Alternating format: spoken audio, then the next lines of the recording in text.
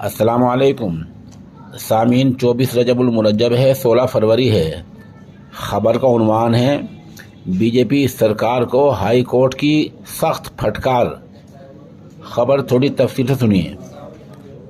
ریاست آسام میں کم عمر کی شادیوں خلاف کارروائی پر 24 گھنٹے پہلے گوہاٹی ہائی کورٹ نے بی جے پی سرکار کی سخت سرزنش کی ہے اور گرفتار نوجوانوں کو فوری طور پر رہا کرنے کا حکم دیا ہے۔ اس سے متعلق آج ایک خبر اردو کے مشہور روزنامہ انقلاب میں شائع ہوئی ہے، اسی کا خلاصہ ہم آپ کے سامنے پیش کر رہے ہیں۔ قابل ذکر ہے کہ آسام کی کابینہ نے فیصلہ کیا تھا کہ 14 سال سے کم عمر کی لڑکیوں سے شادی کرنے والوں خلاف پوکسو ایکٹ کے تحت مقدمہ درج کیا جائے۔ اس کے بعد سرکار نے لوگوں کی گرفتاریاں شروع کر دی تھی، جس میں کم از کم 4225 کے خلاف مقدمات درج کیے جا چکے ہیں اور ان میں سے اب تک 3031 لوگوں کو پکڑ کر جیل میں ڈال دیا گیا ہے۔ ادھر پتہ یہ چلا تھا کہ اس معاملے میں کچھ لوگوں کی باہر سے باہر ضمانت منظور کی جا رہی تھی اور ایک خاص سماج کے لوگوں کو جیل میں ڈالا جا رہا تھا۔ کئی لوگ اس میں موت کا شکار ہو چکے ہیں اور کئی گھروں میں بے چینی ہے۔ اسی معاملے کو دیکھ کر ہائی کورٹ نے کڑی پھٹکار لگائی ہے۔ ہائی کورٹ نے کہا کہ اس نے لوگوں کی ذاتی زندگیوں میں تباہی مچا رکھی ہے۔ آسام کی بی جے پی حکومت کم عمری کی شادیوں کے خلاف مسلسل سخت اقدامات کر رہی ہے۔ ہائی کورٹ کے فیصلے سے متاثرین کو کافی راحت ملے گی۔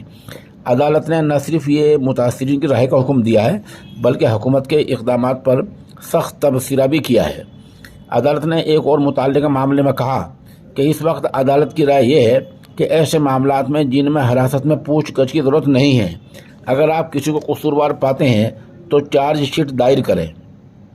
عدالت نے کہا یہ لوگوں کی ذاتی زندگیوں میں تباہی مچا رہا ہے۔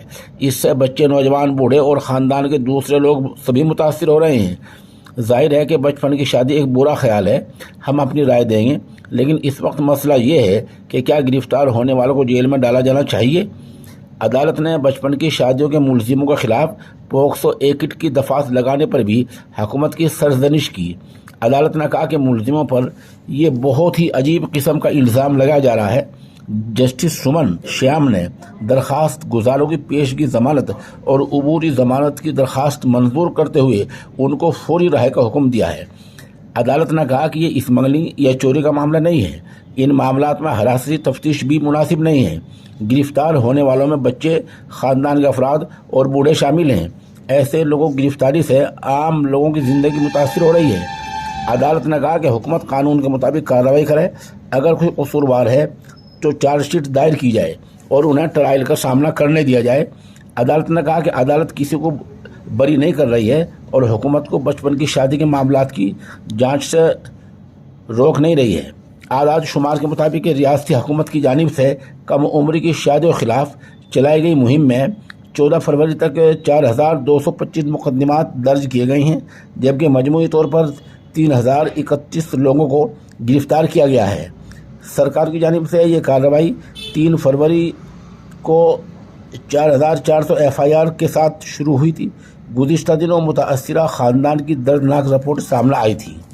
ریاست کے ڈبری میں ایک خاتون جس کا بیٹا چائلڈ میرج کے الزام میں گرفتار ہو چکا ہے کو اپنی بہو کے ساتھ سڑک پر بھیک مانگتی ہوئی ملی۔